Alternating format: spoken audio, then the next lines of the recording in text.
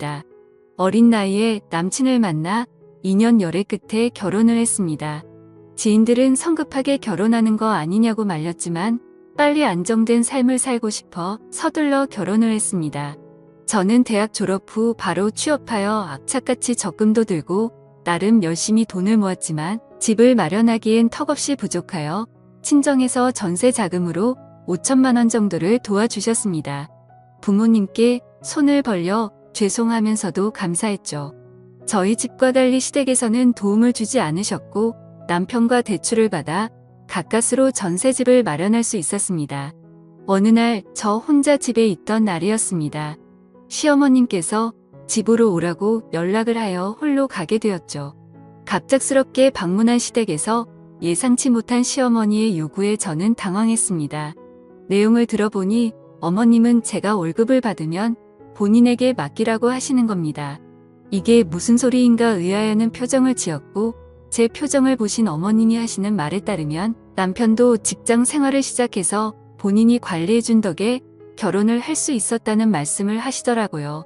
저는 스스로 재택했는데 제 상식선에서 이해가 되지 않아 힘들 것 같다고 말했습니다. 그랬더니 되레 본인을 못 믿냐며 기분 나쁘다고 말씀하시더라고요. 솔직히 같이 거주하는 것도 아니고 시어머님한테 월급 맡기는 며느리가 몇이나 되겠습니까? 만약 어머님 말대로 따른다면 매번 돈을 타서 쓰는 것도 말이 안 된다고 생각했습니다. 어머님은 저의 거절 의사에 불쾌해하셨고 그날 이후 계속해서 별일도 아닌 일에 딴지를 걸기 시작했습니다. 어버이날 선물로 준비한 스카프를 보시더니 이건 지나가는 개도 안 하겠다. 보는 눈이 왜 이렇게 촌스럽니? 완전 시골 노인네 패션이네 하셨고 나름 요리 솜씨를 발휘해 음식을 대접했을 때는 이게 사람 먹으라고 만든 거니 네 맛도 내 맛도 아닌 음식을 가져오면 어떡하니? 쓰레기 봉투값이 더 들겠다. 라며 온갖 트집을 잡았습니다. 저런 말을 들었을 때 너무 당황하여 아무 말도 하지 못하였습니다. 저를 지나가는 남보다 못하게 대하는 어머니 때문에 시댁에 가고 싶지 않았습니다. 옆에서 본 남편은 그만하라고 어머니를 나무랐고 그럴 때면 어머님은 오히려 기세등등한 태도로 저에게 더 모신 말들을 퍼부었습니다. 어느 날은 저희 집으로 연락도 없이 방문해 대뜸 주방으로 가서 냉장고를 열어보시더니 너는 살림한다는 애가 이게 뭐니? 냉장고 정리를 하고 살긴 하는 거니? 먹을 거라곤 김치 쪼가리뿐이구나 하며 잔소리와 함께 냉장고에 있던 반찬통들을 바닥으로 던지기 시작했습니다. 어머니의 몰상식한 태도에 저는 멈춰달라고 말씀드려도 듣지 않는 태도에 화가 나서 솔직히 저도 살림만 하는 주부 아니고요. 밖에서 일도 하는 사람이에요. 남편이랑 동등하게 일하고 오는데 살림까지 완벽하게 바라시는 건 욕심 아니세요? 하고 말했습니다. 어머님은 어디서 말대답이야? 너네 친정에서는 시어머니한테 그따위로 말대답하라고 가르쳤니? 가정교육을 어떻게 받은 거야? 여자가 결혼을 했으면 당연히 살림도 신경 써서 해야지 하며 고리타분한 이야기를 시작하셨습니다. 무식한 사람이라 대화가 안 통했고 너무 짜증나 대답도 안 했더니 너 우리 아들 월급 친정 가져다 주니? 집안 꼴도 거짓꼴이고 나는 너가 대체 그 돈들을 어디다가 쓰는지 도통 모르겠다고 저에게 따지듯이 말씀하셨습니다. 어이가 없어 어머님을 보며 친정이 저희 집보다 더 잘 살아요. 쓸데없는 이야기 하시려고 연락도 없이 오신 거예요? 물었습니다. 듣고 있던 어머님은 내 아들 집에 맘대로 올 수도 있지. 이게 너만 사는 집이니? 그리고 살림이 꼴날 줄 알고 니네 월급 나한테 주라고 했던 거야.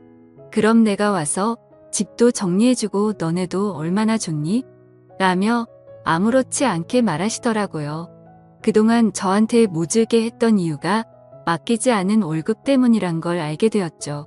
이야기가 끝나지 않으면 안 가실 것 같아 우선 남편과 상의해보겠다고 말씀드리고 그만 가시라고 인사했습니다. 저는 남편이 오기만을 기다렸고 오자마자 오늘 있었던 일을 이야기했습니다. 남편은 오히려 아무렇지 않게 엄마가 그렇게 하라고 했으면 그렇게 집안일 해주고 하면 우리도 편하고 좋지라고 대답하더군요. 결혼하면 부모로부터 독립하는 건데 이건 잘못된 행동이라 반박했고 남편은 기나긴 논쟁 끝에 저의 의견을 따르기로 했습니다. 그리고 어머님께 전셋집 구할 때도 주지 않고 모으고 있다던 돈을 모두 달라 말씀드리라고 했습니다. 남편 역시 알겠다고 해서 저는 그렇게 정리가 되는 줄 알았습니다. 하지만 일은 그렇게 쉽게 끝나지 않았습니다. 시어머니는 남편에게 연락을 받고 화가 났는지 저희 둘을 모두 시댁으로 부르시더라고요. 어머님은 이야기 들었다며 어떻게 사람이 그럴 수 있냐고 저에게 나무라셨습니다. 내가 돈을 불려서 주려고 하는데 너는 왜 그렇게 삐뚤게 생각하니? 그동안 군말 없이 잘 주고 있던 내 아들 월급을 내가 뭔데 관리한다고 가져가는 거야. 너는 시어미를 못 믿는 거니? 하셨습니다. 대화를 하면 할수록 어이가 없어 저는 이제 결혼돼서 새로운 가정이 있는데 어머님께서 관리하시는 건 말이 안 되는 것 같아요. 누가 결혼하고 시어머니가 월급 관리를 해줘요? 제 주변에 물어봐도 그런 경우 한 명도 없던데요. 솔직하게 말씀드렸습니다. 역시나 어머님은 말이 통하지 않았고 서로 언성이 높아졌습니다. 다행히 남편은 제 말이 틀린 거 없다며 제 편을 들어주면서 그동안 모았던 돈도 모조리 달라고 말했습니다. 이야기를 들으신 어머님은 서운하다며 갑자기 울기 시작하셨습니다. 당황한 남편은 어머님을 달래기 시작하는데 저는 그 눈물이 가짜라는 확신이 들었습니다. 우선 그날은 예상치 못한 어머님의 울음에 확답을 들을 수 없었고 나중에 다시 말하기로 한 뒤 넘어갔습니다. 하지만 저는 결론을 빨리 내야 한다는 생각에 집에 도착해서 남편에게 가족일수록 돈 문제는 확실하게 해야 한다고 말했죠. 남편은 그동안 일을 다니면서 어머님께 드렸던 월급을 대략적으로 계산하였고 어찌나 경제관념이 없던지 하나부터 열까지 옆에서 말해줘야 했습니다. 저에게 여보는 돈 관리 똑부러지게 잘하는 것 같아. 나 결혼 잘했나 봐. 우리 부자 되는 건 금방이겠어 하더라고요. 제가 똑부러진 게 아니고 본인이 멍청한 건지를 몰라 한심했습니다. 우리는 주말에 다시 시댁을 방문하겠다고 연락드렸습니다. 그런데 어찌된 일인지 어머님은 저희에게 일이 있다며 오지 말라 하셨고 그 뒤로도 제 연락을 피하는 느낌이 들었습니다. 남편도 어머님의 행동에 대해 수상하다 느꼈는지 자신이 따로 연락하겠다 했습니다. 그러나 3개월이 지나도 깜깜한 소식이었죠. 어느덧 추석이 다가와 명절 준비를 위해 어머님께 전화했더니 드디어 연락을 받으셨습니다. 기다리던 명절 당일이 되어 차례를 모두 마치고 남편은 어머님께 그동안 모아두신 돈에 대해 말을 꺼내었습니다. 이야기를 듣던 어머님은 발끈하시며 지금 그 돈을 왜 찾아? 하며 소리치시는 겁니다. 남편은 왜 소리를 질러? 그때도 말했지만 결혼했으니 이젠 새롭게 재테크 시작해야지 라고 말했습니다. 당황한 어머님은 마치 술에 취한 사람처럼 횡설수설하시더라고요. 무슨 말씀이냐고 재차 물으니 사실 미숙이 아줌마가 투자하면 돈 불려준다고 해서 조금씩 넣었거든. 처음에는 수익이 좋아서 500만 원 맡겼더니 1000만 원으로 돌려주는 거야. 그래서 우리 아들 돈 불려주려고 모아둔 내 돈 8천만 원 모조리 넣었지. 그런데 미숙이 아줌마가 6개월 전부터 갑자기 연락이 안 되더라고. 나 말고도 다른 주변 사람들 여러 명한테 사기치고 도망간 거야. 그래서 경찰에 신고는 했는데 연락이 아직도 안 와 해느끼며 말하셨습니다.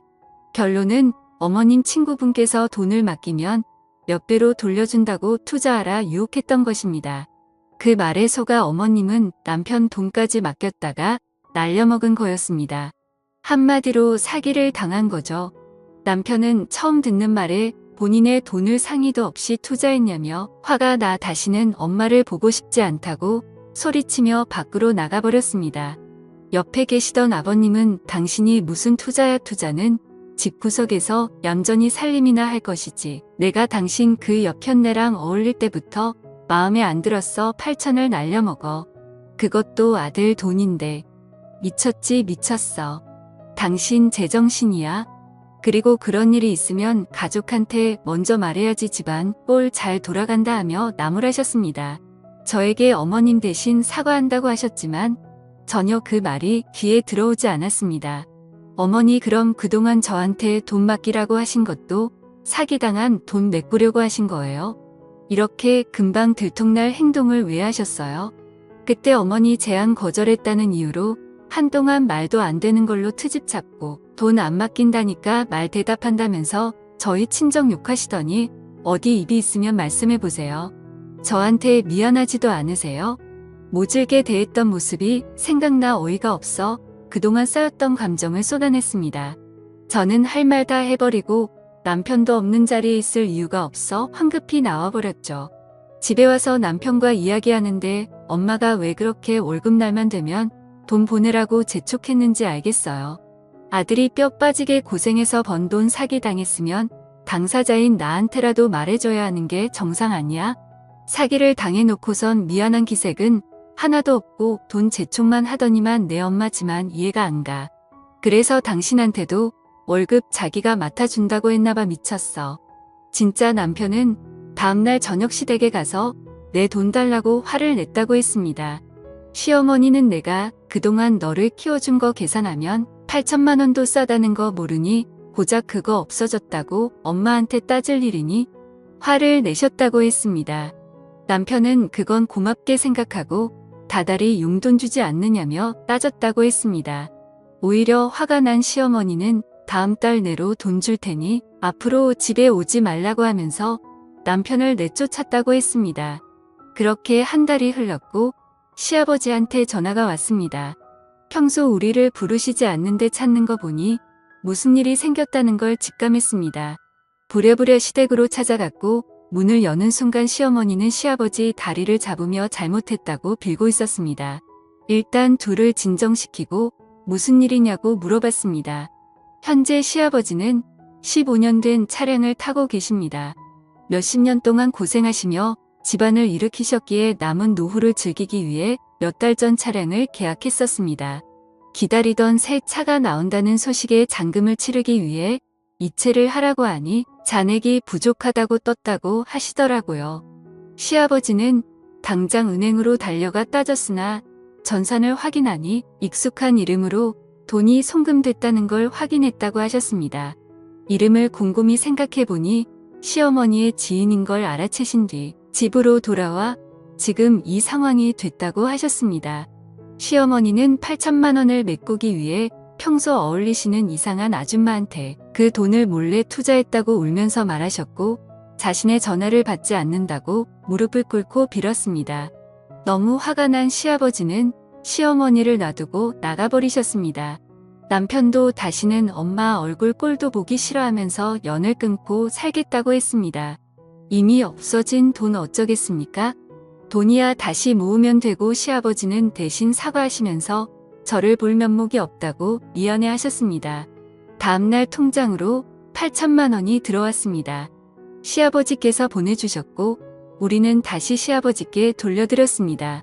시어머니는 집에서 내쫓긴 뒤 여동생 집에 얹혀 살면서 5년의 일을 하시며 매달 미안하다는 편지와 함께 돈을 보내주고 계십니다. 시어머니를 다시 볼지는 우리가 결정할 게 아니라 아버님이 결정하실 문제이기에 하루하루 매일 행복하게 살고 있습니다. 오늘의 사연은 여기까지입니다. 긴 사연 끝까지 들어주셔서 감사합니다.